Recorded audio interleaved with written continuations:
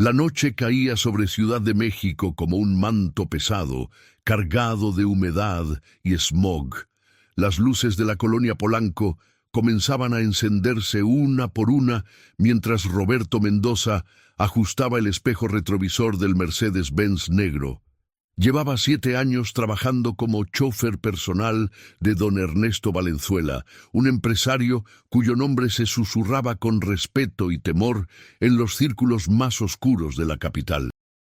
Roberto había aprendido hacía mucho tiempo que su trabajo no consistía solo en conducir, consistía en ver sin mirar, en escuchar sin oír, en estar presente siendo invisible.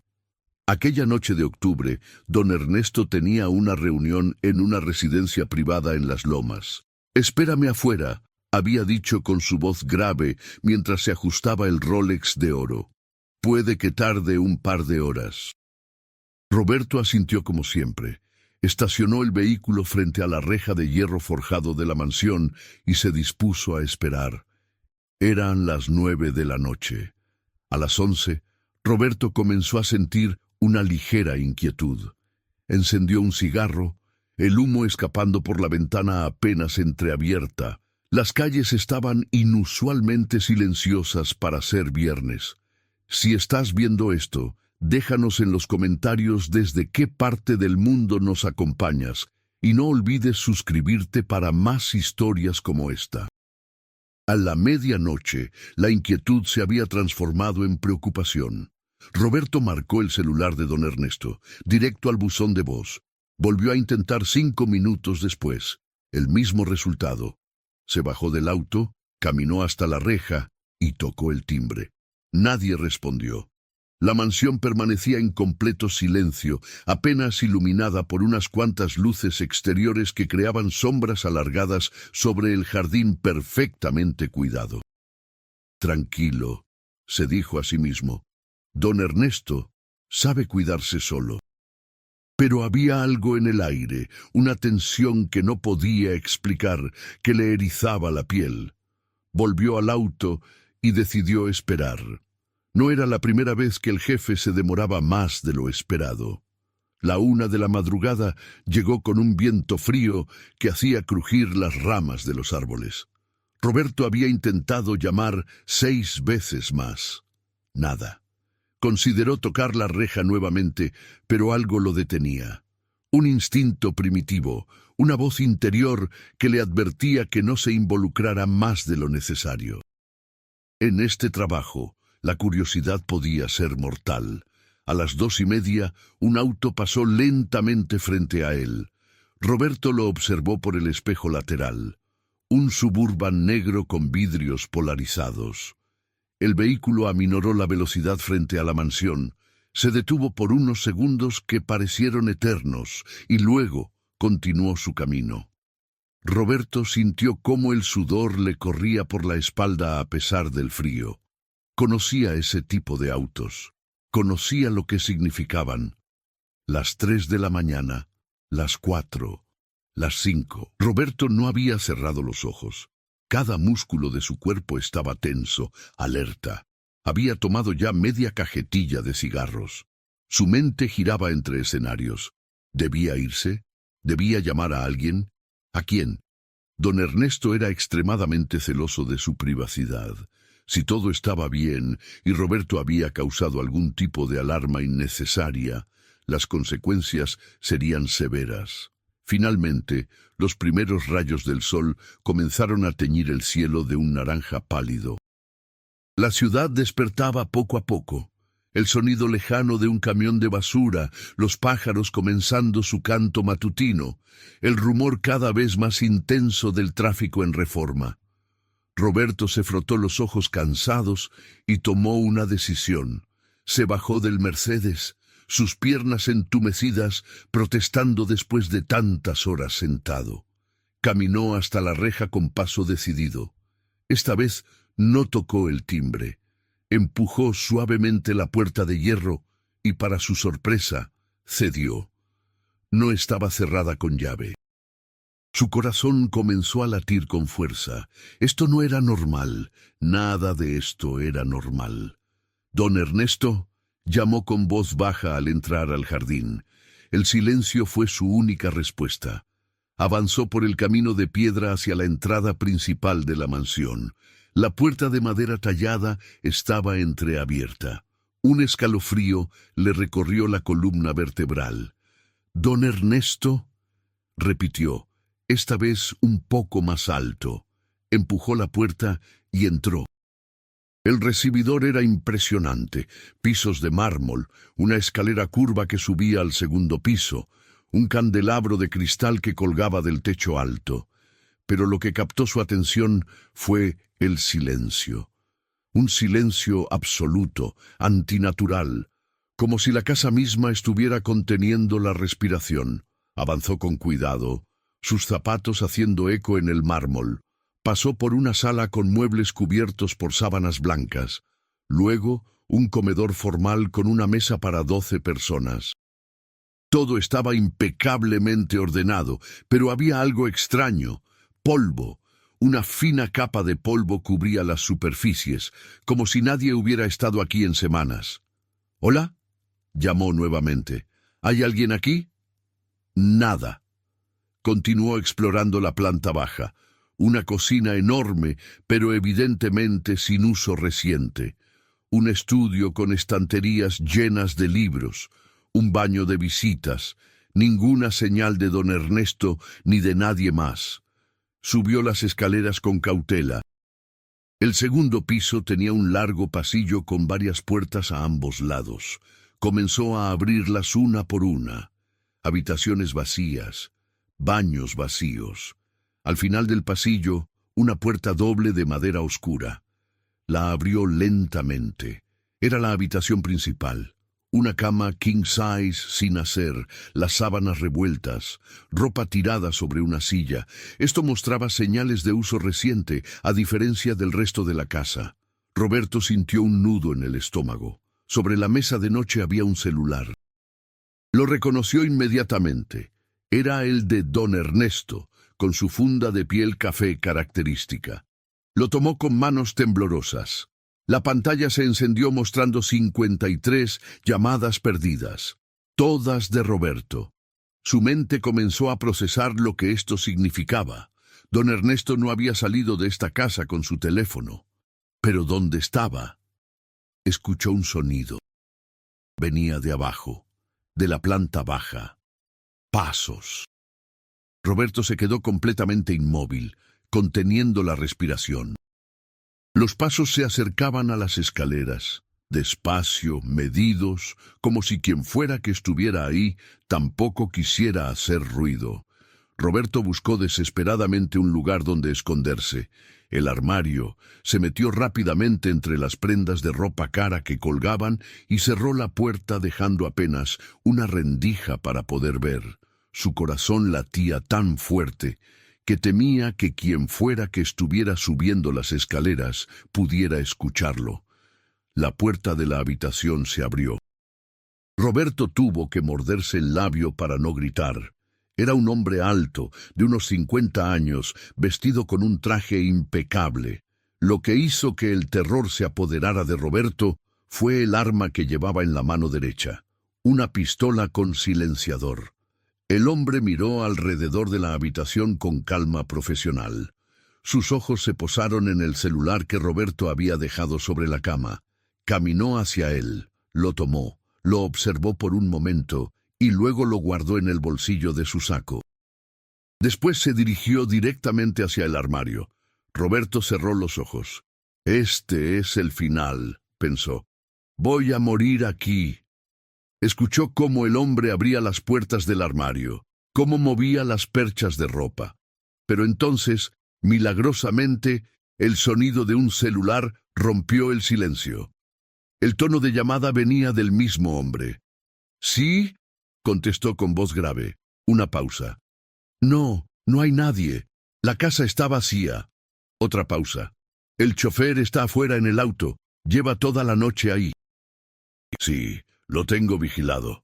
Roberto sintió cómo el aire se le escapaba de los pulmones. El hombre continuó. «Entendido. Procederemos con el plan B. La transferencia debe completarse antes del mediodía». colgó. El hombre salió de la habitación y Roberto escuchó sus pasos bajando las escaleras, luego la puerta principal cerrándose. Esperó 5 minutos que se sintieron como 5 horas antes de atreverse a salir del armario. Sus piernas apenas lo sostenían. Tenía que salir de ahí. Tenía que salir ya. Bajó las escaleras tropezando. Su único pensamiento era llegar al Mercedes y alejarse lo más posible. Pero cuando llegó al recibidor, se detuvo en seco. Había una puerta que no había visto antes. O tal vez sí, pero no le había prestado atención. Una puerta pequeña bajo las escaleras. Estaba entreabierta, revelando oscuridad del otro lado. Cada fibra de su ser le gritaba que saliera de ahí, que corriera y no mirara atrás. Pero algo más fuerte lo atraía hacia esa puerta. Necesitaba saber. Necesitaba entender qué había pasado con don Ernesto. Sacó su celular y encendió la linterna. Empujó la puerta completamente. Era una escalera que bajaba. Un sótano. El olor que emanaba de abajo era perturbador. Humedad mezclada con algo metálico y orgánico que le revolvió el estómago. Comenzó a bajar, paso a paso, iluminando el camino con su teléfono. La escalera era más larga de lo que esperaba. Finalmente llegó al final. Era un sótano grande, con el techo bajo y paredes de concreto. Y ahí, en el centro, iluminado por su linterna, vio algo que haría que nunca volviera a dormir tranquilo. Una silla de metal, ataduras cortadas en el suelo, manchas oscuras que solo podían ser una cosa.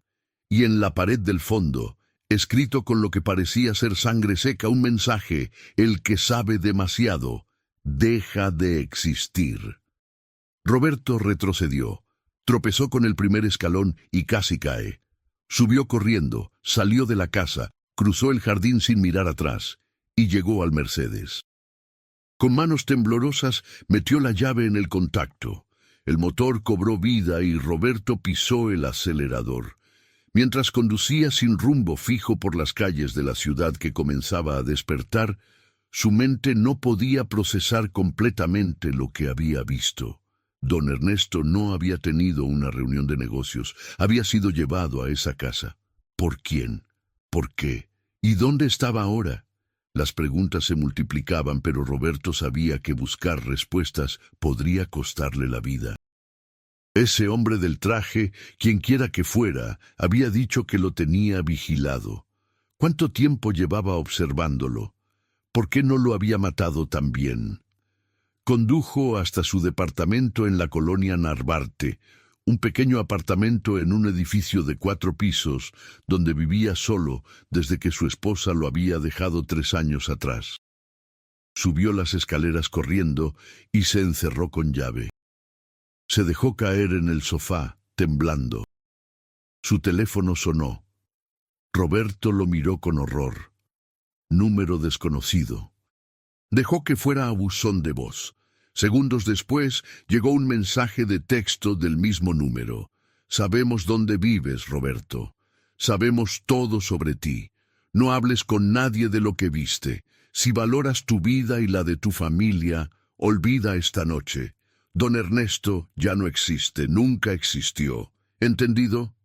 Roberto sintió cómo la bilis subía por su garganta. Su familia, su madre en Oaxaca, su hermana en Monterrey, sus sobrinos, conocían todo sobre él. Con dedos temblorosos escribió una respuesta. Entendido. La respuesta llegó casi inmediatamente. Inteligente. Tu último pago como chofer de don Ernesto será depositado mañana. Considera esto tu liquidación. Busca otro trabajo. Olvida que alguna vez trabajaste para él. Roberto dejó caer el teléfono. Se levantó y fue al baño, donde vomitó todo lo que tenía en el estómago. Cuando terminó, se miró en el espejo. El hombre que lo miraba de vuelta parecía haber envejecido 10 años en una noche. Los siguientes días fueron una pesadilla. Roberto no salía de su departamento más que lo estrictamente necesario. Cada ruido lo hacía saltar, cada desconocido en la calle era una amenaza potencial.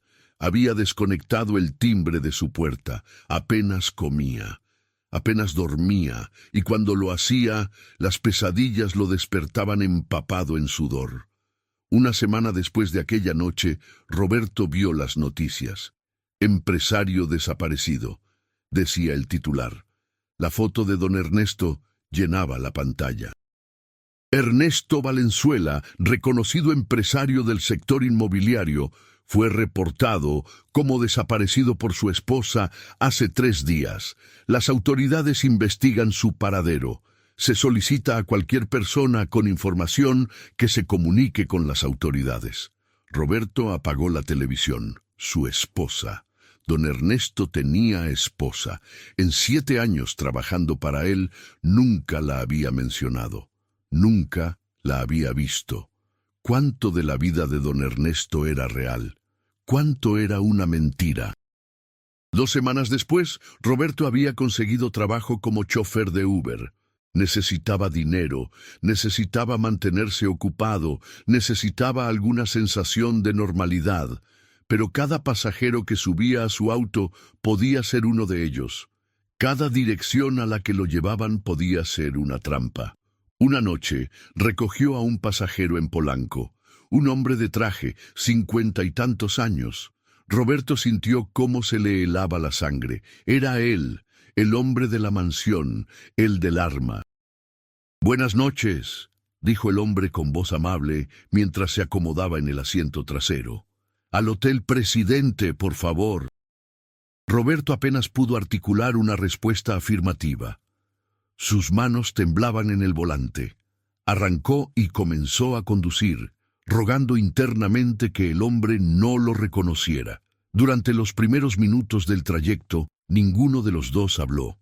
Roberto miraba constantemente por el espejo retrovisor. El hombre parecía distraído, mirando su celular. Tal vez no lo había reconocido. Tal vez todo estaría bien.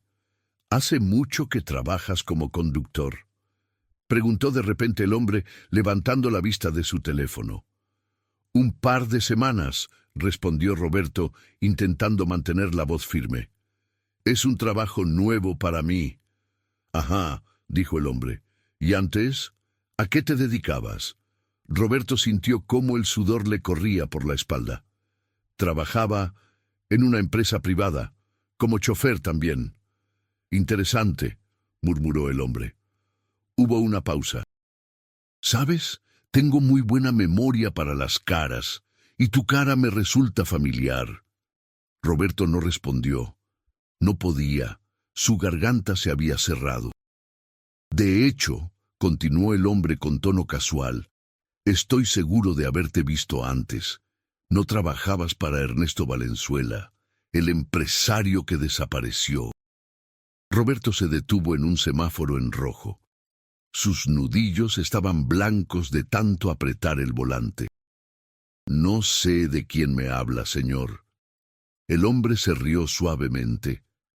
«Claro que no». «Qué tonto de mi parte. Debo estar confundido». Otra pausa. «Es una lástima lo de Valenzuela, ¿no crees? Parece que se metió en negocios peligrosos. Hay personas que no perdonan las deudas». El semáforo cambió a verde. Roberto arrancó, su mente trabajando a toda velocidad. ¿Esto era una amenaza velada o simplemente conversación casual? «¿Sabes?», dijo el hombre después de un momento, «en este país pasan cosas terribles. Personas desaparecen, negocios turbios, traiciones. Pero lo más importante es saber cuándo mantenerse callado, ¿no crees? Los que hablan demasiado, bueno, terminan como Valenzuela». Roberto no respondió. Giró en la calle donde estaba el Hotel Presidente. Cuando se detuvo frente a la entrada, el hombre se quedó sentado un momento más de lo necesario. «Gracias por el viaje, Roberto», dijo finalmente, acentuando su nombre. «Cuídate mucho. Estos son tiempos peligrosos». Salió del auto y cerró la puerta. Roberto se quedó paralizado. Sabía su nombre. Obviamente lo había reconocido desde el principio. Todo había sido un juego, una demostración de poder, un recordatorio de que siempre estaba siendo vigilado. Esa noche, Roberto tomó una decisión. No podía seguir así. El miedo lo estaba consumiendo vivo. Tenía que hacer algo, aunque ese algo fuera extremadamente peligroso. Al día siguiente, llamó a su hermana en Monterrey. «Necesito que cuides a mamá por un tiempo», le dijo. «Voy a estar ocupado». No le dio más explicaciones. No podía arriesgarla a ella también. Luego fue al periódico más grande de la ciudad. Pidió hablar con alguien de la sección de investigación. Lo mandaron con una reportera llamada Diana Cortés, una mujer de unos 35 años, con mirada inteligente y actitud seria. «Tengo información sobre la desaparición de Ernesto Valenzuela», le dijo Roberto sin preámbulos. Diana lo evaluó con la mirada. «¿Quién eres tú?» «Su chofer, bueno, ex-chofer». Roberto respiró profundo. «Y fui la última persona en verlo con vida». Diana cerró la puerta de la pequeña oficina donde estaban. «Siéntate», le dijo, «y cuéntame todo». Roberto habló durante 2 horas. Le contó sobre aquella noche, sobre la mansión, sobre el sótano, sobre el hombre del traje, sobre las amenazas. Diana tomaba notas furiosamente, haciendo preguntas específicas, pidiendo detalles que Roberto ni siquiera sabía que había observado. «Esto es grande», dijo finalmente Diana. «Mucho más grande de lo que imaginaba. Valenzuela no era solo un empresario.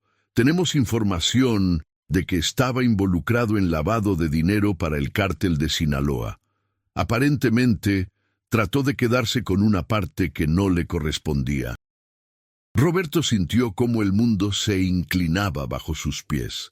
Cártel de Sinaloa. Había estado trabajando, sin saberlo, para un hombre conectado con uno de los cárteles más peligrosos del país. «Necesito que hagas algo por mí», dijo Diana. «Necesito que me lleves a esa mansión». «Estás loca», respondió Roberto inmediatamente. «Nos matarán a ambos». «Necesitamos evidencia física», insistió Diana.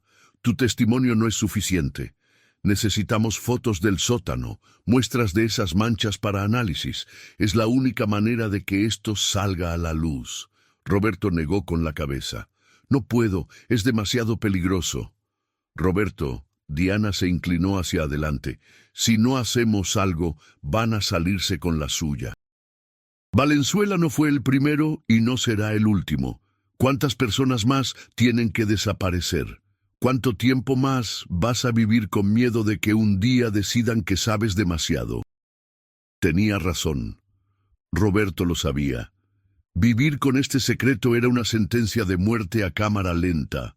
Su única oportunidad de sobrevivir realmente era exponer todo. «Está bien», dijo finalmente, «pero lo hacemos ahora, en pleno día, y si vemos algo sospechoso, nos vamos inmediatamente». Diana asintió. Trato hecho. 1 hora después, estaban estacionados frente a la mansión en las lomas. Era mediodía. El sol brillaba intensamente. La calle estaba tranquila. Algunas empleadas domésticas barriendo las entradas de otras casas. Un jardinero podando un seto 2 casas más allá. «¿Estás seguro de esto?», preguntó Diana por última vez. Roberto no lo estaba, pero asintió de todas formas. Caminaron hasta la reja. Esta vez estaba cerrada con llave. Diana sacó un pequeño estuche de herramientas de su bolso. «Nunca preguntes cómo una periodista aprende ciertas habilidades», dijo con una pequeña sonrisa mientras trabajaba en la cerradura.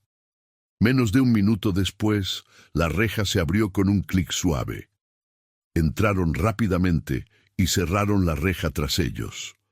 La mansión se veía diferente bajo la luz del día, menos amenazante pero igual de inquietante. Caminaron hasta la entrada principal. La puerta seguía sin llave. «Esto es extraño», murmuró Diana. «Es como si quisieran que alguien entrara. O como si no les importara porque ya habían limpiado todo», pensó Roberto, pero no lo dijo en voz alta. Entraron. Diana comenzó a tomar fotos con su cámara profesional. Fotografió cada habitación, cada detalle. Cuando llegaron al segundo piso, Roberto le mostró la habitación principal donde había encontrado el celular de don Ernesto. ¿Dónde está el sótano?, preguntó Diana. Roberto la guió hasta la puerta bajo las escaleras. Diana la abrió y ambos bajaron, ella iluminando el camino con una potente linterna que había traído. Cuando llegaron al fondo, Diana dejó escapar una exclamación ahogada. El sótano se veía diferente. Las manchas seguían ahí, aunque alguien había intentado limpiarlas, pero el mensaje en la pared había sido borrado. En su lugar había algo nuevo, varias cajas de cartón apiladas en una esquina. Diana se acercó y abrió una. Dentro había documentos, muchos documentos. Comenzó a hojearlos rápidamente, sus ojos abriéndose cada vez más con cada página. «Roberto», dijo con voz temblorosa, esto es evidencia de todo. Transferencias bancarias, nombres de políticos, jueces, policías en la nómina del cártel. Es suficiente para derribar a media ciudad». «¿Por qué lo dejarían aquí?», preguntó Roberto. No tenía sentido. Diana se quedó pensativa. ¿O se olvidaron de esto en su prisa por deshacerse de Valenzuela o...?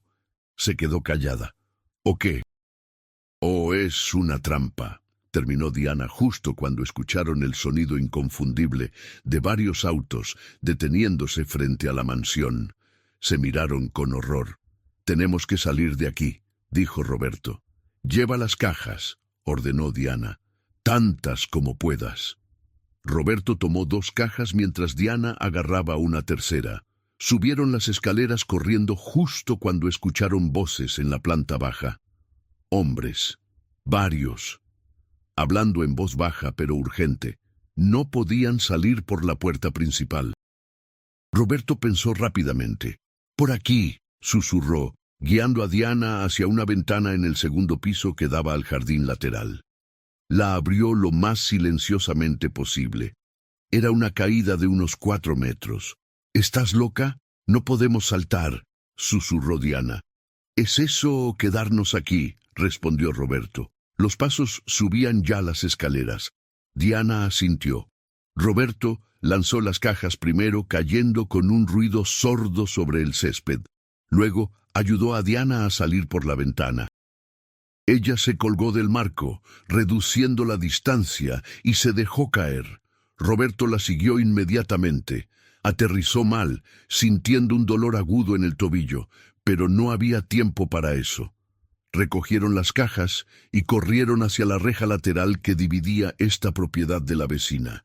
Era alta pero escalable. De alguna manera, impulsados por la adrenalina pura, lograron trepar con las cajas y caer del otro lado. Escucharon gritos detrás de ellos. Los habían descubierto. Corrieron a través del jardín de la casa vecina, sortean una piscina, asustando a una mujer que tomaba el sol. «¡Perdón!», gritó Diana sin detenerse. Llegaron a la calle principal. El auto de Diana estaba estacionado 3 casas más allá. Corrieron hacia él mientras escuchaban cómo la puerta de la mansión se abría con fuerza. Roberto miró hacia atrás y vio a 4 hombres salir corriendo hacia ellos. Diana metió la llave en el contacto con manos temblorosas. El motor arrancó justo cuando los hombres estaban a unos 20 metros. Diana pisó el acelerador y el auto salió disparado. Roberto miró por el espejo lateral y vio cómo los hombres corrían hacia sus propios vehículos. «Nos van a seguir», dijo Roberto. «Lo sé», respondió Diana, tomando una curva a toda velocidad. «Tengo un plan. Hay una estación de policía a 10 minutos de aquí». «¿Policía? ¿Escuchaste lo que decían esos documentos? La mitad de la policía está comprada». Diana lo miró por un segundo. «Confía en mí. Conozco a alguien ahí. Alguien limpio». Los siguientes 10 minutos fueron los más largos de la vida de Roberto. Diana conducía como poseída, tomando calles laterales, haciendo giros inesperados, tratando de perder a sus perseguidores. Pero cada vez que pensaban que lo habían logrado, el Suburban negro aparecía nuevamente en el espejo retrovisor. Finalmente, llegaron a la estación de policía de la colonia Roma. Diana se estacionó directamente frente a la entrada y ambos saltaron del auto, llevando las cajas. Varios policías los miraron con confusión mientras entraban corriendo. «Necesito hablar con el comandante Ruiz», gritó Diana. «Es urgente, es sobre el caso Valenzuela». Un oficial mayor se acercó. «El comandante está en una reunión, no puede». «Dígale que Diana Cortés necesita verlo ahora. Tengo evidencia de corrupción a nivel federal». El oficial la miró dudoso, pero algo en su tono lo convenció. Tomó el radio. «Comandante, hay una periodista aquí que insiste en verlo. Dice que es sobre Valenzuela». Hubo una pausa, luego una respuesta crepitante. «Que suba». Diana y Roberto subieron al segundo piso escoltados por 2 oficiales. Los guiaron a una oficina donde un hombre de unos 50 años, canoso pero de mirada alerta, estaba sentado detrás de un escritorio lleno de papeles. «¡Diana!», dijo con tono serio. «Esto más vale que sea importante. Casi me cuesta el trabajo conseguirte esa información la última vez». «Lo es, comandante», respondió Diana, dejando las cajas sobre el escritorio. «Esto es evidencia directa de la red de corrupción del cártel de Sinaloa en la ciudad. Nombres, fechas, montos, todo». El comandante Ruiz abrió una de las cajas y comenzó a revisar los documentos. Su expresión se tornó cada vez más grave. Después de varios minutos, levantó la vista. «¿De dónde sacaron esto?». Diana y Roberto intercambiaron una mirada. Roberto habló. «De la casa donde asesinaron a Ernesto Valenzuela. Yo era su chofer. Lo vi todo». Durante la siguiente hora, Roberto contó su historia nuevamente, esta vez frente al comandante y 2 agentes federales que Ruiz había llamado. Cuando terminó, hubo un silencio pesado en la oficina. «Esto va a explotar», dijo finalmente uno de los agentes federales. «Hay nombres aquí de personas muy poderosas». «Lo sé», respondió Ruiz. «Por eso necesitamos actuar rápido y con cuidado. Si esto se filtra antes de tiempo, todos los involucrados desaparecerán o destruirán evidencia». Miró a Roberto y Diana. «Ustedes 2 están en peligro extremo. Necesitan protección inmediata». «¿Protección de testigos?», preguntó Roberto, sintiendo cómo su vida tal como la conocía se desvanecía. Ruiz asintió. «Es la única manera. Si se quedan aquí, los encontrarán y los matarán. Es solo cuestión de tiempo». Diana tomó la mano. «Estaremos bien. Hicimos lo correcto». Los siguientes días fueron un torbellino. Roberto y Diana fueron trasladados a una casa de seguridad en las afueras de la ciudad. Agentes federales comenzaron a arrestar a las personas nombradas en los documentos. La noticia explotó en todos los medios. Red de corrupción masiva descubierta. Políticos y policías arrestados por vínculos con el narco. Periodista y chofer destapan conspiración a nivel federal. Roberto veía las noticias desde la casa de seguridad, todavía procesando todo lo que había pasado. En solo 2 semanas, su vida había pasado de la rutina monótona de conducir a don Ernesto a ser testigo protegido en uno de los casos más grandes de corrupción en la historia reciente del país. «¿En qué estás pensando?», preguntó Diana una noche mientras cenaban en la pequeña cocina de la casa de seguridad. «En que debería haberme ido esa noche», respondió Roberto. «Debería haber arrancado el auto y olvidarme de todo. Pero no lo hiciste», dijo Diana. «Te quedaste, quisiste saber la verdad, y gracias a eso, docenas de criminales están ahora tras las rejas, y también hay docenas más que quieren matarme». Diana no pudo discutir eso. Era verdad. A pesar de todos los arrestos, el Cártel de Sinaloa seguía siendo una de las organizaciones criminales más poderosas del país. No olvidarían ni perdonarían. 2 meses después del inicio del caso, Roberto estaba preparándose para testificar en el juicio principal. Había pasado semanas estudiando documentos con los fiscales, preparando su testimonio, reviviendo aquella noche terrible una y otra vez. La noche antes de testificar, no pudo dormir. Se quedó mirando el techo, pensando en todo lo que había perdido, su trabajo, su apartamento, su vida normal. Pero también pensaba en lo que había ganado, la posibilidad de justicia, de que la muerte de don Ernesto no fuera en vano, de que tal vez, solo tal vez, las cosas pudieran cambiar. A la mañana siguiente, fue escoltado al tribunal por un convoy de agentes federales. El juicio estaba siendo transmitido en vivo, convirtiéndose en el evento mediático del año. Cuando Roberto entró a la sala, vio a todos los acusados sentados en una fila, políticos, policías, empresarios, todos mirándolo con odio palpable. Y ahí, en la última fila de espectadores, vio algo que hizo que su corazón casi se detuviera. El hombre del traje, el hombre de la mansión, el hombre del arma. Lo miraba directamente con una pequeña sonrisa en los labios. Lentamente se llevó un dedo a los labios en un gesto de silencio. Luego lo pasó por su garganta en un movimiento inequívoco. Roberto sintió el terror familiar apoderándose de él. Pero luego algo cambió. Miró alrededor de la sala, los periodistas tomando notas, las cámaras grabando todo, los agentes armados por todas partes, Diana sentada en la galería dándole ánimo con la mirada. Ya no estaba solo, ya no era invisible.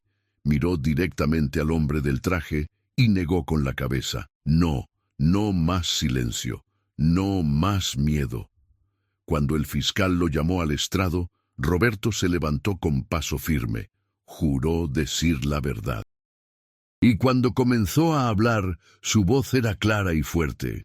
«Mi nombre es Roberto Mendoza», comenzó, «y voy a contarles sobre la noche que mi jefe, Ernesto Valenzuela, fue asesinado, y sobre la red de corrupción y crimen que descubrí después». Habló durante 4 horas. Cada detalle, cada momento de aquella noche terrible. Los abogados defensores intentaron desacreditarlo, llamarlo mentiroso, cuestionaron sus motivos. Pero Roberto se mantuvo firme. La verdad era la verdad, sin importar cuánto trataran de distorsionarla. Cuando finalmente bajó del estrado, se sentía exhausto pero también liberado. Había dicho todo. Ya no había secretos. Ya no había carga. El juicio continuó durante 3 meses más. Al final, 18 personas fueron condenadas a prisión, incluyendo 2 senadores, un juez federal y 5 comandantes de policía. Fue una victoria histórica contra la corrupción. Pero para Roberto, la verdadera victoria era más personal. Después del juicio, mientras permanecía en protección de testigos, recibió una visita del comandante Ruiz. «Tengo noticias», dijo Ruiz. «Hemos desmantelado la célula específica que estaba tras de ti. El hombre del traje, como lo llamas, fue arrestado intentando cruzar la frontera con Estados Unidos. Ya no eres una amenaza para ellos. Ya no hay razón para perseguirte». Roberto sintió como un peso enorme se levantaba de sus hombros. «¿Significa eso que puedo volver a mi vida normal?» Ruiz hizo una mueca. «Bueno, nunca será completamente normal. Siempre tendrás que ser cuidadoso. Pero sí, puedes salir de protección si quieres». Una semana después, Roberto estaba empacando sus pocas pertenencias en la casa de seguridad cuando Diana llegó a visitarlo. «¿Así que realmente te vas?», preguntó. «Sí», respondió Roberto. «Voy a mudarme a Monterrey con mi hermana. Comenzar de nuevo. Tal vez encontrar un trabajo tranquilo, algo que no involucre chofer para nadie». Diana sonrió. Suena bien. Hubo una pausa incómoda. Sabes, nada de esto hubiera sido posible sin ti. Tu valentía cambió todo. Roberto negó con la cabeza. Yo no fui valiente, solo estaba aterrado y tomé decisiones desesperadas. A veces eso es lo mismo que la valentía, respondió Diana. Se acercó y lo abrazó. Cuídate mucho, Roberto Mendoza. Tú también, Diana Cortés. 6 meses después, Roberto estaba en Monterrey, trabajando como mecánico en el taller de un amigo de su hermana. Era un trabajo simple, honesto, seguro. Vivía en un pequeño departamento cerca del centro. Su vida era tranquila, casi aburrida, y le encantaba. Una tarde, mientras terminaba de cambiar el aceite de un auto, su hermana lo llamó. «Enciende las noticias», le dijo, «rápido». Roberto limpió sus manos y fue a la pequeña oficina del taller donde había una televisión vieja. La encendió en el canal de noticias. Diana Cortés llenaba la pantalla, recibiendo un premio de periodismo por su trabajo investigativo en el caso Valenzuela. En su discurso de aceptación, dijo algo que hizo que Roberto sonriera. «Este premio no es solo mío, es de todos los que arriesgan todo para que la verdad salga a la luz. Es de las personas comunes que, enfrentadas a situaciones extraordinarias, eligen hacer lo correcto aunque les cueste todo. Personas como Roberto Mendoza, cuya valentía hizo posible esta investigación». «Donde sea que estés, Roberto, gracias». Roberto apagó la televisión. Se quedó ahí parado por un momento, procesando todo lo que había pasado en el último año. Había comenzado como un simple chófer, un hombre invisible en un mundo de secretos y peligros. Había perdido casi todo: su trabajo, su hogar, su sensación de seguridad, pero había ganado algo más valioso: su integridad, su capacidad de mirarse al espejo y saber que había hecho lo correcto. La certeza de que, cuando fue puesto a prueba, no había mirado hacia otro lado. Salió de la oficina y regresó al taller. Había otro auto esperando, trabajo que hacer, una vida que vivir. Y por primera vez en mucho tiempo, Roberto Mendoza se sentía en paz. Los años pasaron. El caso Valenzuela se convirtió en un estudio de caso en escuelas de derecho y periodismo. Las reformas a las leyes de corrupción fueron aprobadas gracias a la presión pública que generó. No cambió todo. La corrupción y el crimen organizado seguían siendo problemas enormes en México, pero cambió algo. Demostró que era posible luchar, que era posible ganar. Roberto nunca volvió a trabajar como chofer. Se quedó en Monterrey. Eventualmente abrió su propio taller mecánico. Se casó con una maestra llamada Laura. Tuvieron 2 hijos. A veces, en las noches tranquilas, después de que los niños estaban dormidos, Laura lo encontraba mirando al vacío, perdido en pensamientos. «¿Estás bien?», preguntaba siempre, y Roberto siempre respondía la verdad: «Sí», solo recordando, porque nunca olvidaría aquella noche, la mansión, el sótano, el terror. Nunca olvidaría cómo se sentía vivir con miedo constante. Nunca olvidaría el momento en que decidió que vivir con la verdad era mejor que sobrevivir con una mentira. Y aunque los recuerdos a veces lo perseguían, también lo definían. Lo habían convertido en quien era. Un hombre que sabía que hacer lo correcto era más importante que mantenerse seguro. Un hombre que entendía que el verdadero coraje no era la ausencia de miedo, sino actuar a pesar de él. La historia de aquella noche, de don Ernesto Valenzuela, del chofer que esperó hasta el amanecer y descubrió un secreto aterrador, se convirtió en leyenda.